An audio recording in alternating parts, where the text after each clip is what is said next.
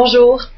Aujourd'hui, je vais vous parler d'une situation que j'ai vécue il y a plusieurs années lorsque mon conjoint a été hospitalisé au centre de traumatologie de l'hôpital du Sacré-Cœur. Il avait eu un très grave accident à ce moment-là et il a été plusieurs semaines à l'hôpital.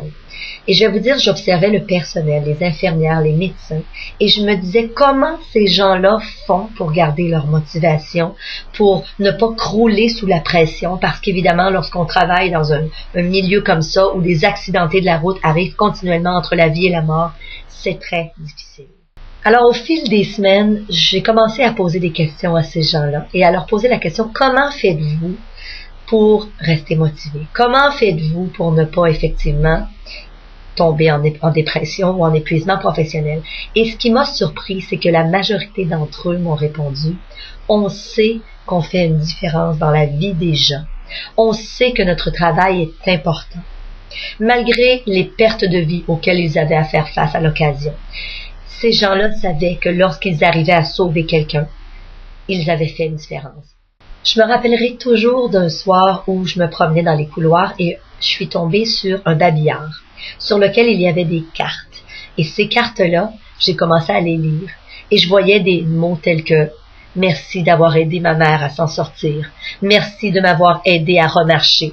Merci d'avoir été là comme soutien lors de mon accident. » Et c'était excessivement émouvant. C'était des familles, des accidentés qui, au terme d'une réhabilitation, étaient reconnaissants envers les gens qui les avaient soignés.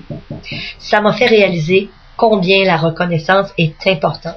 Et vous savez que l'on soit un patron, que l'on soit un employé d'une compagnie, que l'on soit à notre compte, on peut tous faire preuve de reconnaissance. J'irai même plus loin. On peut faire preuve de reconnaissance au quotidien dans notre vie. J'en parle souvent en conférence. Je dis aux gens, commencez à reconnaître les gens autour de vous, à les remercier, des fois un simple merci, des fois un simple sourire, un simple bonjour, même à un inconnu, tenir la porte à quelqu'un, ça nous fait du bien et ça fait du bien aux autres. Vous savez, la reconnaissance, on peut tous être des acteurs de la reconnaissance.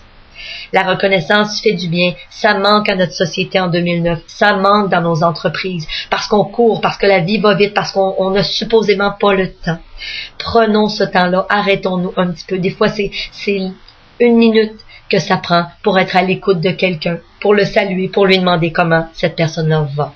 C'est important, les rapports humains, et ça nous fait du bien aussi. Alors, avant de terminer la chronique, je vous donne un petit devoir. Je vous mets au défi aujourd'hui, lorsque vous entendrez cette chronique, de prendre 5 minutes pour soit appeler un ami ou quelqu'un de votre famille ou pour écrire un courriel et pour dire à quelqu'un combien cette personne-là est importante pour vous.